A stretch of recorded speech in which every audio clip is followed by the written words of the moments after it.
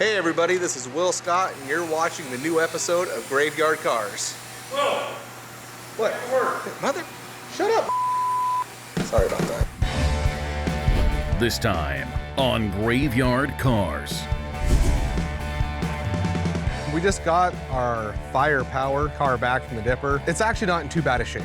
We were hoping to be a little bit better, but considering some of the jobs that we've done in the past, this isn't too bad. The firepower CUDA returns from the dipper. Probably end up being one of the most talked about cars we've ever done in the history of Graveyard Carz. So Mark and Will develop a plan of attack to get this beast through bodywork in as little time as possible. Allysa learns the vital need for organization in the parts room to keep the graveyard wheels turning. That's the prime, that's the Pink Panther right there. But when she tries to help the crew get the firepower CUDA through bodywork, What thing I can do to help you with this car? Yes, as soon as the coffees are done. Serious? Will does his best to subvert her efforts.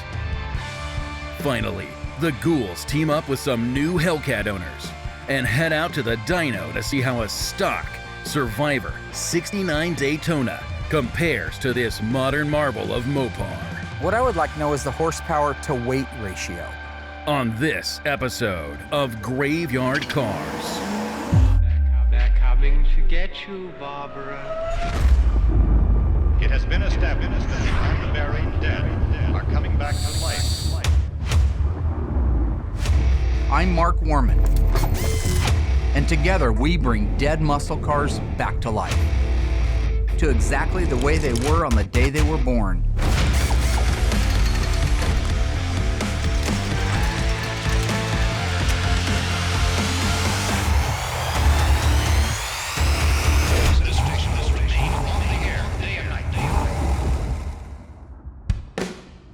In case you were watching Hellcat videos on YouTube, or maybe just cat videos, here's what you missed. Allysa took charge, Mike, there's no tomorrow. We gotta get this started today.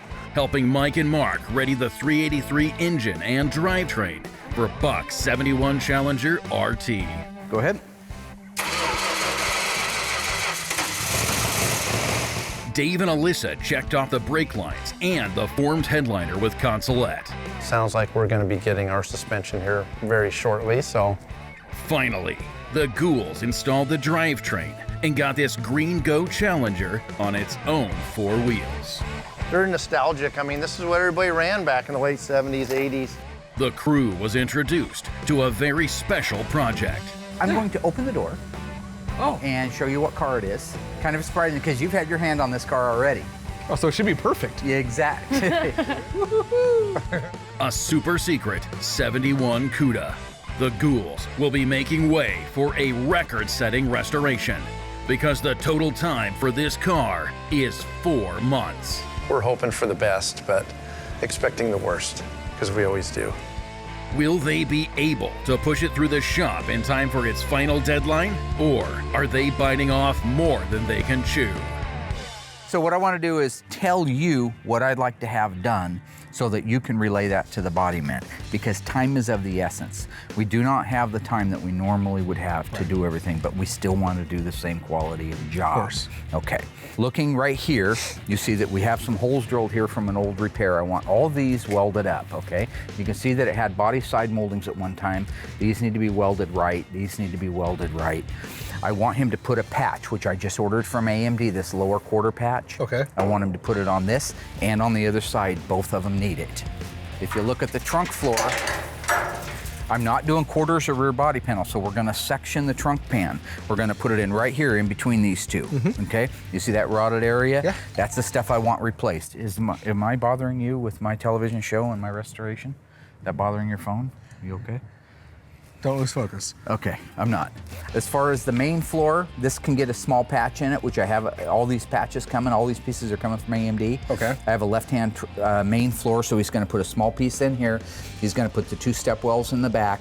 It's already been dipped, so if it's a pinhole in a floor, panel bonded adhesive is just fine. But if it can be welded up, I would rather see it welded up. Don't let that phone bother you. Don't let it distract you. It's I'm here to help distracting you. I'm listening to you right now. I want him to make patches for all of these pieces right here. I actually ordered the rust out piece from AMD, so if it shows up, he can put that whole piece in. But otherwise, I want him just to make it. this brake zone. The front aprons are beautiful on this car. They don't need anything. So the first thing I want you doing is going through here, sanding everything. Double check for any holes that need to be welded up, but I don't think there are any. This was a little 318 3-speed car. And then you can go ahead and get your epoxy going on here. The other thing I want to do is I want to add the torque boxes right here. So we're building a car with a 318? Yeah. Well, that's desirable. Yeah. Well, it is to somebody. Are all your kids beautiful? Yeah. No, in the real world, not parents looking at them, but you got one that's not so great, right? No. We all do, right? No, I don't. But you love them just the same, right? You don't look at him and say, oh, you're not as handsome as Billy, and so, you know, I don't like you as much. No, you love them all. They're all cars. They're all created equally. That's constitutional, So right? we're gonna throw a V6 or a It's slant a 6 in the next one? No, but Okay. actually I have a slant 6 Charger. Anyway, all the rails, all the other stuff is very solid. So once all the welding is done, then I want you to go back in and do your DP90 on the bottom of it to protect it. Right. This is gonna be an undercoating car, but it'll be the last thing we do after we paint it. Can we paint the bottom of it? You can if you want to. Okay. You can if you want to. I mean, it doesn't, So this whatever's owner doesn't fastest. give a shit what we do. No, this owner does care what we do. Paint, He just has undercoat, he didn't slant care. He 6, said whatever. 318, He doesn't same have a thing. ton of money, so he just wanted it done. He just wanted the old car done. You can do whatever you want to do to get this car done in time. I don't care what it is. Well, that's nicely balanced, isn't it? You're welcome. So what do you mean you need this car done in time? What's your time frame? November. Okay. Yeah, done. Driving. Fastest one we've ever done on record. And probably just not to toot my own horn or anything, but That'd be a first. probably end up being one of the most talked about cars we've ever done in the history of graveyard cars. So the guys are all working weekends. I've already talked to them about it. Oh, you have? Yep. All Cool. 3 body men are going to work weekends. You're going to work weekends. You're going Yeah. to do whatever. No, this honeymoon thing that you think you're going to, some prima donna that works 6 hours a day. All right. I made you. I can break you. I brought you into this world. I can take you out. Okay. So if you just be a lamb fry and make sure that thing's done in time, I'll go back over to the other side and start building out all of the pods for the parts. So he's gonna go back to the office and write checks, I guess. All right. Guess I'll get the guys and bring it in and get started. While Will gets ready to tackle the firepower CUDA, Mark meets Allysa upstairs to go over his newly organized parts room. I'm gonna show you what your father's been doing up here, sweating, all right? Mike. I am gonna show you around. I think it's important that you see what I've been doing and why I've been doing it. Well, I understand why. Someday this This makes your great job a lot big easier. mass, this big snowball rolling down the hill and getting bigger all the time is gonna land on your doorstep. It'd be nice to know how to do it, wouldn't it? Okay. All right. If you remember when you came up here, there was crate and pallet after crate and pallet, stuff full of stuff from all over the place. Yeah. That's when you left, because No. that was no fun. Incorrect. All right. We've got it reduced down to these bins. So what I'm doing right Wow. now is the final. I'm going through and saying, yes, I need these in the engine shop. I need these downstairs. Okay. Just kind of going through it. But that's all that's left of the unknowns. Okay. You go over to these shelves now. We put them together by engine, transmission, rear end, interior, glass. So now, Okay. instead of the way it was in the past, this is the only used stuff that we have on this premises. Okay. So if Dave is looking, let's say Dave is looking for a sway bar for a 69 Super B, all right? Not that he would, because I build all the suspensions, but say that he was. He comes over here, every sway bar on the premises at 3654 Catherine is on that shelf. So he walks Awesome. up. Here's one right here. He grabs it and goes. Or he comes up here. He needs one for a 66 Charger. He comes up here. Oh, there's one for that too. Okay. He comes up here and he wants one for a Dodge Monaco from 1984. There isn't one. He goes back downstairs and orders it. Where in the past he'd start there, work his way down, around, in and out, lift up stuff, put it back down again, then go into the first room, then go into the second room, then dig through all those because nothing was organized. He can walk up here, got it, go. That's the name of the game in the organization. If we're gonna start putting 12, 14, 16 cars a year out, every minute is valuable. These are all the used engines that we have. Other than that, Tony's got one here that he's storing, a 68 426 Hemi. Another engine that a guy bought, this is an unstamped engine, no date codes on it, kind of like a warranty block type thing. So when you have a car missing the original engine, Yeah. got a 70 Super B 446 pack, 4-speed engine, a Super Track pack, FC7, white top, white interior, console shift. When you have that and it's missing the original engine, gone. You have two choices.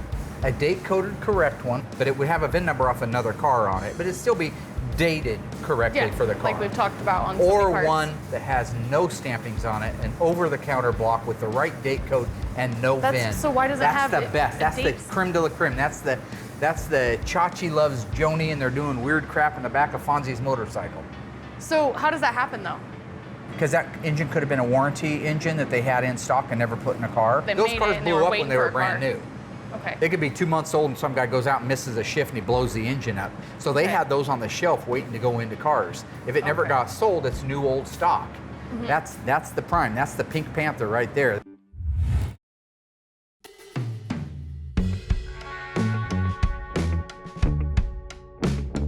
The body man came out here in the yard to check this 69 GTX out for some the door hinge placement and type of bolts and stuff they were using. And lo and behold, when they swung the door open, they found a big old hornet's nest in there.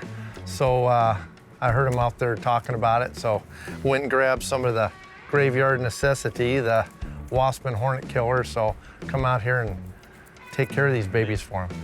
Body guys are a bunch of weenies. All right. Just for your information, I'm going that way, so always expecting something bad to happen when you spray a nest that big, especially there's got to be 50 or 60 of them in there, it looks like. So we'll just shoot them up real good and take off running if we have to. So, oh yeah. Oh, look at them dropping like flies. That's some good stuff, man. They didn't even come out of there. Yeah, definitely, I think this would be a perfect job for Allysa. She could just come around here and just kind of keep all the cars cleaned out of wasps and hornets. I think that would be perfect for her. That's definitely an HR job, so I'll have to take that up with her at our next meeting, so. Hey, that was pretty easy.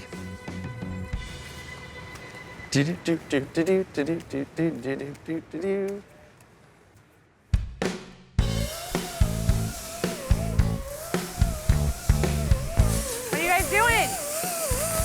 Hey. Hey. Can I help? Yeah, we never got our coffees this morning. No, seriously, we There was didn't. no list. The list is on there. It's not up there. Look. No, it is. So I know I would Dee- rather help you guys here. I don't want to make coffees today. Well, you offer what you can do. I know Josh wants one and I want one. Adam, Okay. he wants this chocolate milk. Can I anything I can do to help you with this car? Yes, as soon as the Then- coffees are done. Serious? You're really gonna make me do this whole little song and dance today? Yeah. First it was dressing me up, now it's having to make coffee. Yeah, but I really need the coffee. I didn't need you to. I'll be back. I'll be back here for coffee. Yeah, so I went up and asked Will if I could help him on this car, and he told me not until I make him a coffee, which that's Will for you. Like, I can never, helping him out isn't enough. I always gotta go and do some stupid task beforehand to prove that I, like, deserve to help. Stupid. Okay. Here you go. Where's the lid? We're out of lid. Was that so hard? Oh my gosh. Okay, so you ready to help? Yes. Okay. Safety glasses. Okay, I'm ready. This area through here, looking like this. So you kind of, yeah, you're gonna have to.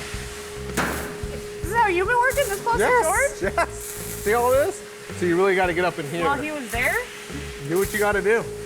So this whole area. George, I'm right behind you, okay? Okay. So he knows. Okay, so Yeah, you got to get in there. Okay. Well- you got to kind of hold it like that. There you go. Yeah, I think this is good. A, I got a coffee out of it, which was nice. B, she's doing my job for me. And C, she's got George bent over in the car, which looks quite funny. So I really didn't think it was gonna work this well. I just kind of thought, hey, this would be kind of funny. But it's working good. I just needed her to get more of a lean over George. And then I think we'll be set. So yeah, after she gets that whole jam area cleaned up, kind of right over George's right shoulder, there's some cleanup that needs to be done, so I'm gonna have her get really deep there in a minute. what? What did he say?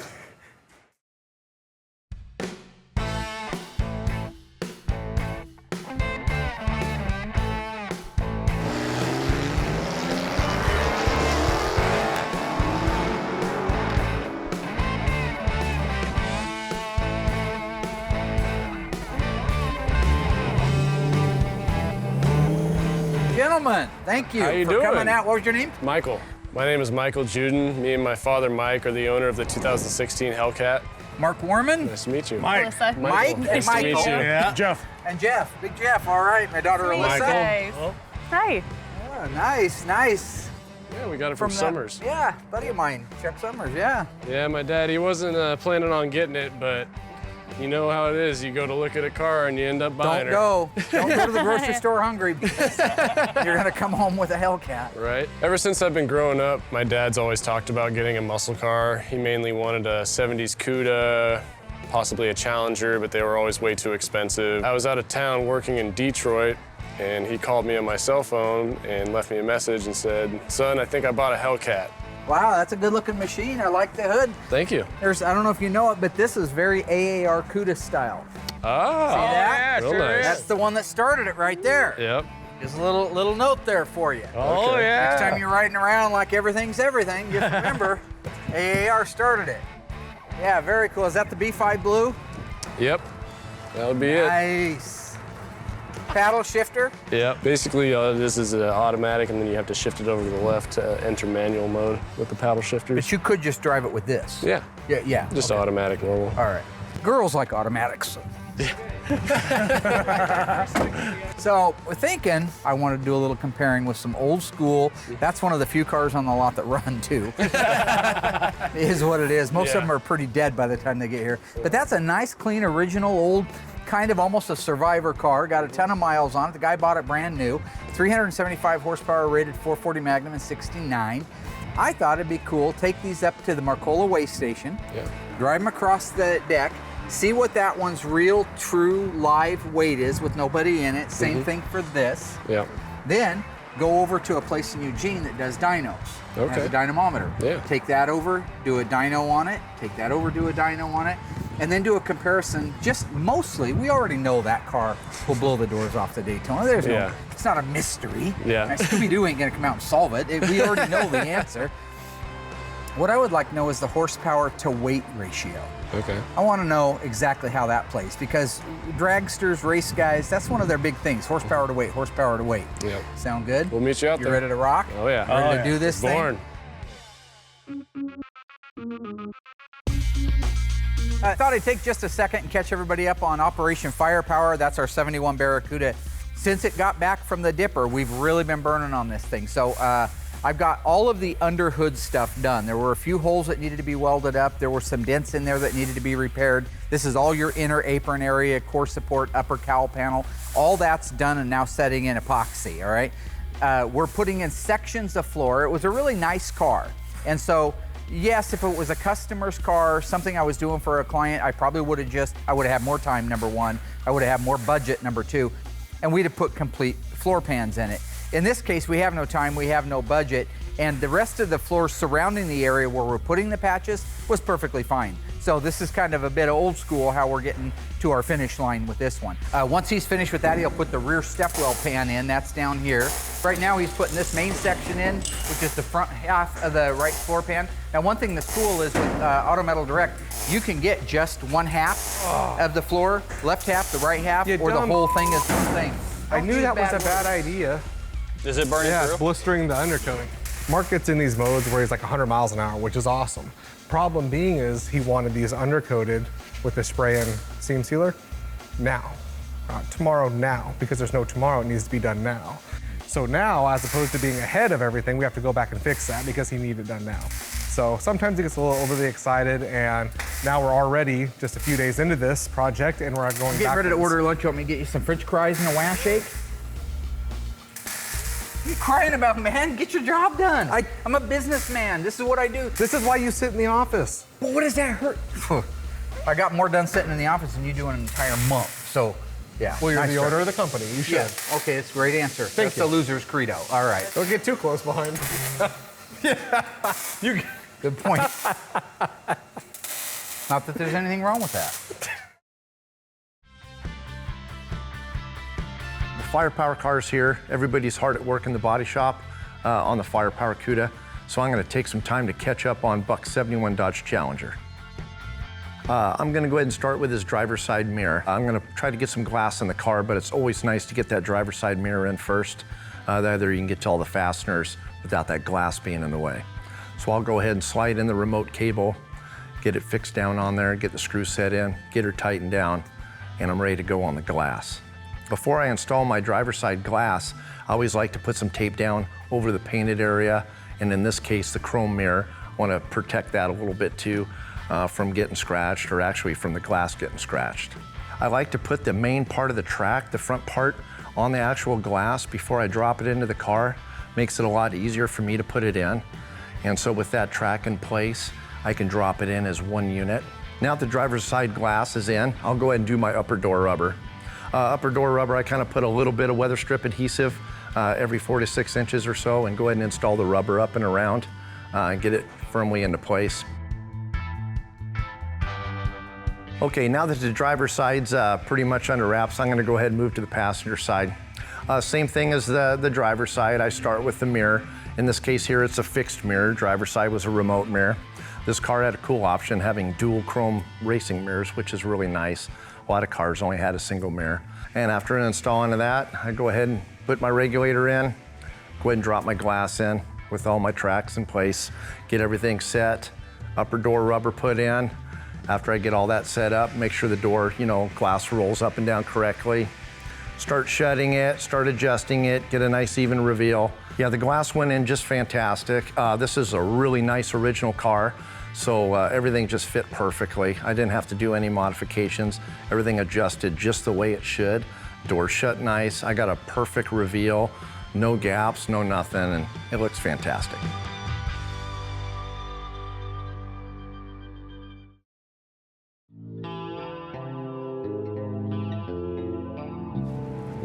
Will. What's happening? Hey. So I just talked to Dave, and he said something about killing wasps. Okay, that makes sense. I didn't think it made sense either. No, I said it makes sense. How does it make sense? Human resources. You're a human resourcing wasps. Okay. So go into the mixing room, and I think underneath there is a paint suit. No, I'm not listen, doing just this again. Hear me out. Seriously, do you want to go out there with bare skin? Yes or no? Are these aggressive wasps? They will be when you shoot them. Okay, so I have to dress up like that again. It's for your protection. Allysa is truly like a sister to me. I love her with all of my heart. With that being said, you always have to have fun with your sister. You can't just let her just come in here and just do whatever. You gotta give her a little hell. But the hell that I give her is just humor for the people at home and myself. So she's not getting hurt. There is a chance she could get stung, but it's a little excessive what we're doing. But her best interest is always at heart. Okay. Really? No. You're a beekeeper. Embrace it. Are you serious? Yes, I promise you look like a beekeeper. I'm not a beekeeper. Today I'm going you to kill bees. Right, but I think they do the opposite. don't know that. Okay, so let's head outside. What is this? Okay, this is just to get you loosened up in case you have to run. You ready? Yep. Go. Oh, Whoa, what are you doing? this is right. It is so wrong. You got it. Okay. And back. This way? Sure. You gotta pick your own path, I see. All right, see? How'd I do? Good, except you went in instead of out, but that's fine. Allysa puts bee wrangling on hold to join her father and the new Hellcat owners for a weigh-off. It's time to find out how much each car weighs before we test them out on the dynamometer. Those two measurements will give us the weight to horsepower ratio. Right now we're at the Marcola Way Station down the highway here heading into Springfield on Marcola Road. The last time we were here was back in season 1. I did it, 130 on wet roads.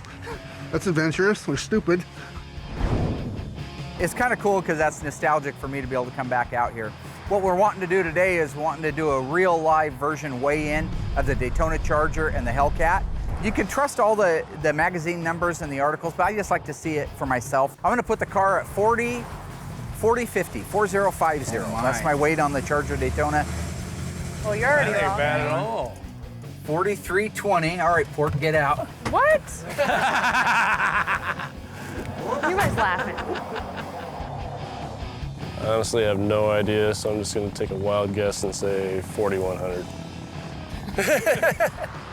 Dang, it's under 4K. That's crazy. Good Lord, you weigh a lot. Are you sure it's me? Well, I don't know, you got out and that thing started squeeching and flipping like some kind of a slot machine. Okay, Dad. 39.60, not a bad guess, not a bad guess. 39.60. That's real, because that car's pretty complete. The jack and the spare are even in it. I mean, that car's real complete. All right, pull it off. I would expect both of them would be within a reasonable range of that. And I think Chrysler's calling that one in at 45, 46, somewhere on the Hellcat. It sounds nice, though. Right there. Right there. Good. Stay in there and let it calculate.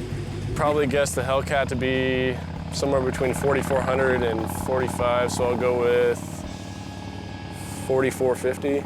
Want to see what you weigh? I'm about Holy. 150. 2.5 tons, man. I know. I told him we were gonna be close to 5K. All right, hop out, muscles. You got to get off the scale there.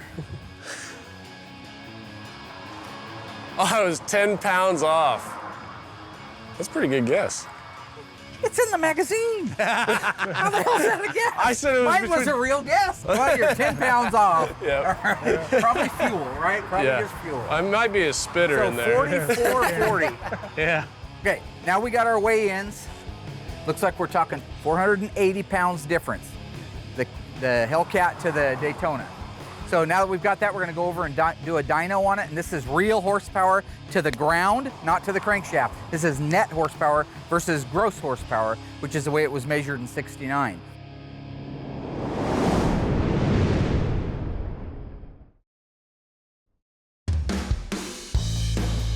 All right, we're working on our 71 Dodge Challenger door. I learned something new today with the regulators. A lot of the 70 stuff is 70 specific. They just kind of did that on the Cudas and the Challengers. I mean, it's pretty self-explanatory. I mean, if you've been around the cars. Today I found out that the 71 door frame, the actual inside of the door frame, is different than a 1970. You can see this has got a really small slot on it here. So when this gear comes up, when the window's going down, see how it stops right there, and it's got plenty of room in that opening. On the 70 regulators, whenever this gear comes up, it would actually hit, the regulator would hit right on the edge of that.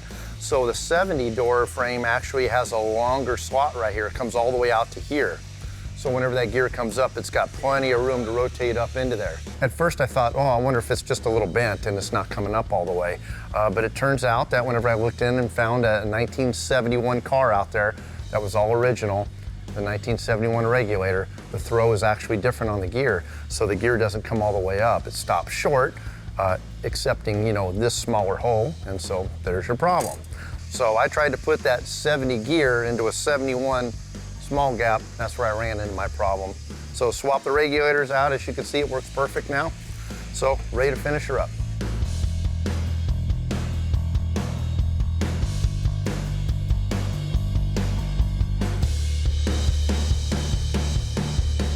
Right now we're over in Eugene at a shop called FTW Tuning. They have the only dynamometer in town, so they have generously offered to test our horsepower on our Daytona Charger and our Hellcat Challenger. I have no idea what to expect. I do think the Hellcat's gonna blow the Daytona out of the water, so it's kind of a waste of our time, but it's cool that we're here. It's 50 years newer and a lot more technology. Honestly, I think the Hellcat's probably gonna do better. I mean, a lot of people love the old style muscle cars, and I'm just a fan of the newer style muscle cars. They handle much better, they have a lot more power, but I mean, if you can afford it, you might as well get an old one as well. I'm just telling you that in 1969, this thing set and broke world records. And I respect the fact that Dodge is still continuing to be cool. Absolutely. Yeah. Hell's yes, I respect it. So the first one up on the dyno rack is going to be the Daytona Charger, rated at 375 brake horsepower. Now that was to the crankshaft. What we're going to measure is how many of those little ponies are making it down to the ground between the tire and the earth. 200 horsepower to the dirt. Can we do it now? I second that, yes. Let's shoot this maternal lover. He's got issues.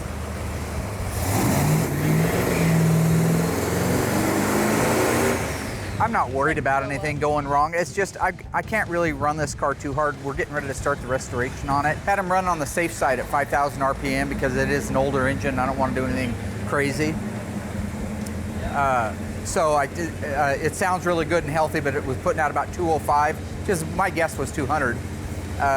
So I told him to take up a couple hundred more RPM, maybe to 54, 55, and see what it was going to put out. So that's what he's doing now.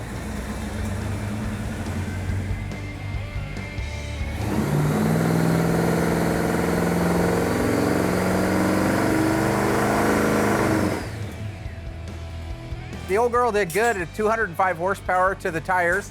I mean, that's pretty good horsepower on an old car that's worn out, you know, that hasn't been restored yet. Might bring it over after we're done building the engine and see how it does, you know. But even at that, 205, that's very respectable for the day. That's to the ground, you know, that's not at the crankshaft. So it lost, according to the factory, about 175 horsepower between the crankshaft and the tires. So they're getting ready to take it down off of there and bring the Hellcat up and find out what it does to the tires. Find out if Dodge is telling the truth or not.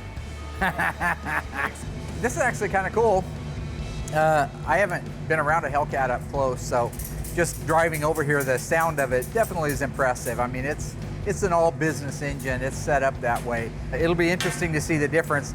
Our old car, the Daytona, it uses a fluid-driven torque converter that with RPMs and pressure, it locks up.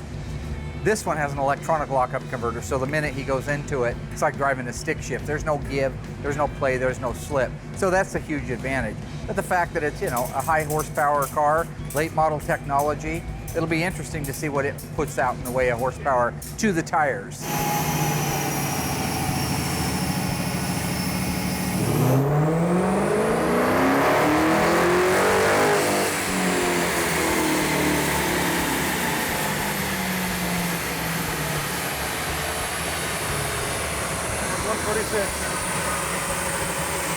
Your Subaru sound like that?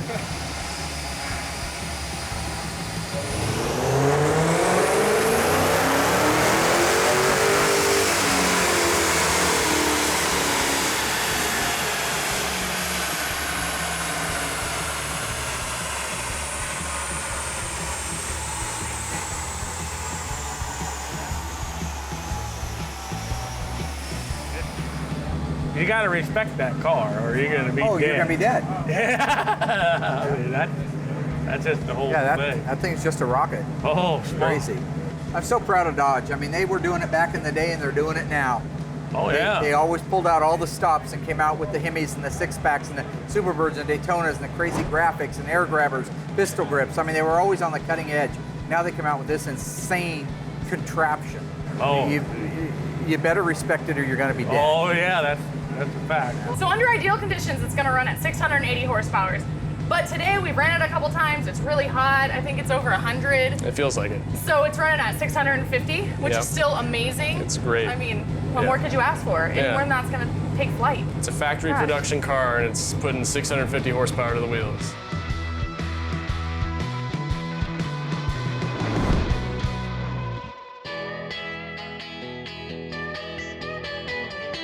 Even with the harsh deadline Mark set for the firepower CUDA, the crew still has to make progress with other cars, including the iconic General Lee Charger.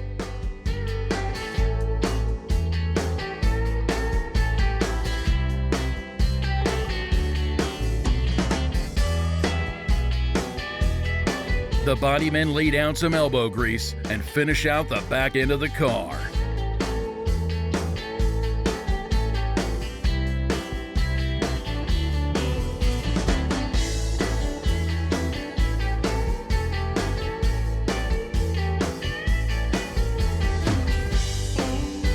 Well, okay, so there you have it, right? Yep. In a nutshell. Now, Yeah. I haven't done the math yet. I'll do that, and I'll send you an email. But my Okay. guess is... It's gonna take him that long. That was pretty Have cool. you ever had the throttle like that? No. Are you ever going to have the throttle like that? I might take it up to Woodburn.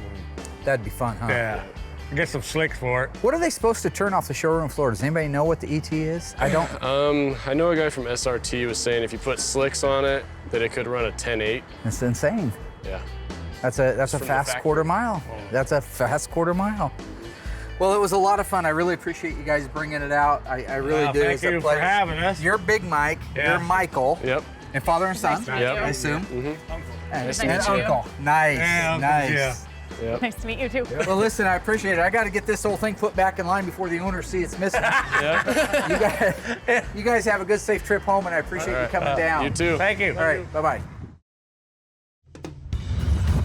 But looks like we came up on our deadline for body work for the firepower car, and doesn't look like we're quite done yet. So I'm gonna go out there and see if the guys need any help, if there's any way that I can kind of help get the firepower project to Will. What's Hey, happening?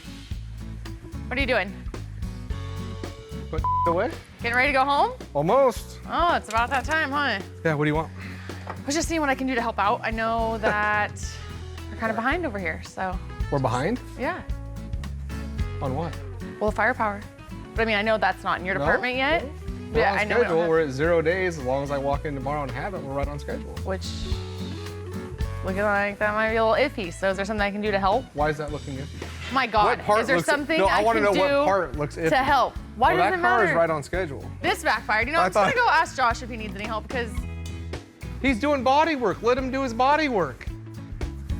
You're what should I disrupting the do? flow. What should I do to help? Okay, so nobody has coffee. I already made coffee today. I'm not doing it again. Never got one. That's not a Our real shop job. is a hole.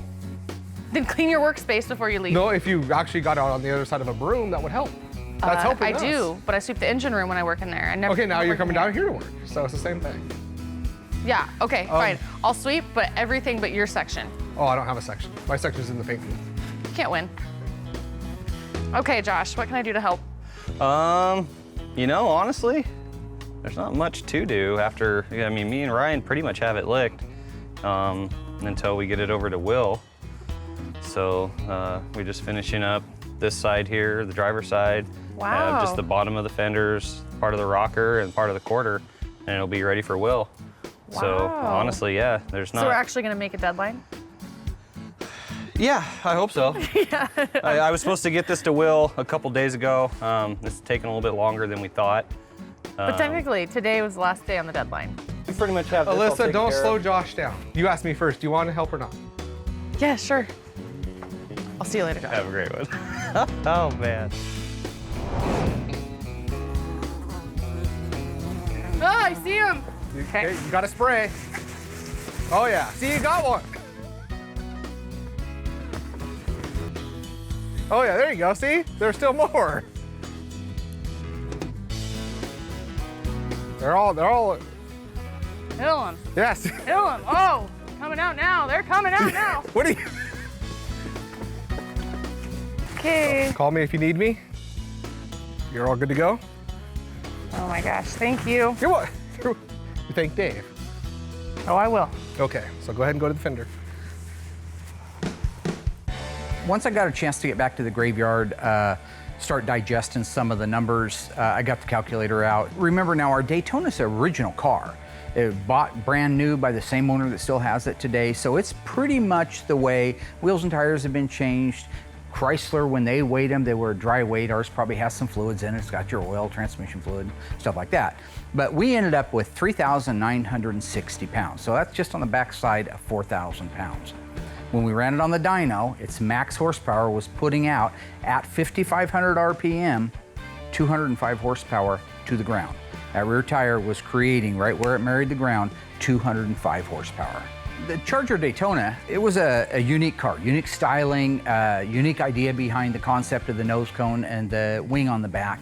It was designed for one purpose, and that was to go around that track at NASCAR as fast as it could.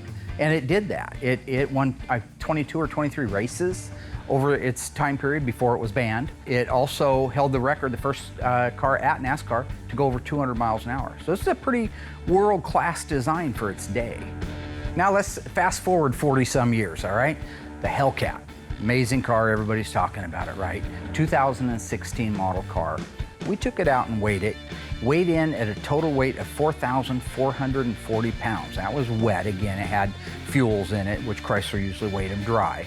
Took that over to the dyno, all right? That one at the same, ironically, at the same RPM of 5,500, was creating 681 horsepower to the dirt. to the ground. That's a lot of earth being moved. That's an amazing task. A heavier car, yes, but way more horsepower. Now let's crunch that down a little more. The Hellcat, 2016 Hellcat, nasty fast car, creates 0.15 horsepower for every pound of the car. All right, put that into perspective, okay? Our Daytona Charger is 0.05 horsepower for every pound of the car. The Hellcat has 3 times more horsepower to weight ratio than the 1969 Dodge Charger. And that's just amazing. That just shows you how much technology, number 1, has gone into the cars today, and 2, that Dodge is still on it, still doing great things. That's pretty amazing. I love this kind of nerdy stuff, so for me, this was a great visit to the dyno shop. In case you got distracted with Hellcat videos again, here's what the ghouls knocked out so far. Fastest one we've ever done on record. The Firepower CUDA came back from the Dipper, and Mark made a game plan for Will to oversee its progress through the body shop. Under Mr. Scott's watchful eye, the CUDA made it to day 0 with help from Josh and a little help from Allysa. Mark gave Allysa a primer on staying organized. If it never got sold, it's new old stock. That's the prime. That's the Pink Panther right there. And how parts are the lifeblood of the shop. Dave cranked out the door glass and trim on Buck's 383 Green Go Challenger RT. Mark got to meet some fans and test their new Hellcat against a stock Survivor 69 Daytona at the dynamometer for some real-world numbers and a sobering reality check. Finally, Allysa took a course on WASP management, but will she pass her final exams? Yeah, definitely. I think this would be a perfect job for Allysa. Are you serious? Yes, I promise you look like a beekeeper. I'm not a beekeeper. I'm Today going you to are. kill bees. Right, but I it's, think they do the opposite. don't know that.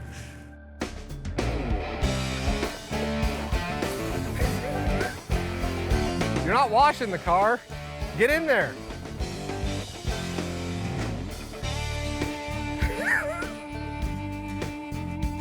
Got one. Got him. Got him. Got him.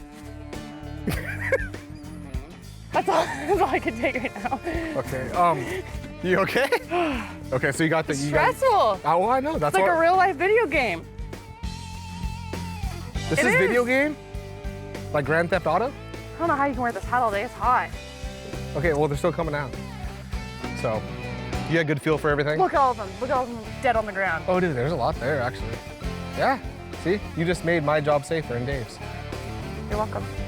All right, keep it up. There's the high five that you and Dave do every time something good happens in your life. So you should be good from this. What? What the f is that? Okay, well, keep up the good work, and I think I'm gonna call it a day. I mean, I see where this might have been necessary to keep me from getting stung, but I do feel really stupid out here running drills around rims in this suit when it's 100 degrees. So Will's definitely gonna get it this time. Like, I can't let this one slide under the rug again. I have to get it back. Are you done? Are all the bees dead, or are you gonna keep going? But maybe I'll get my dad to call a professional to come out here and do it.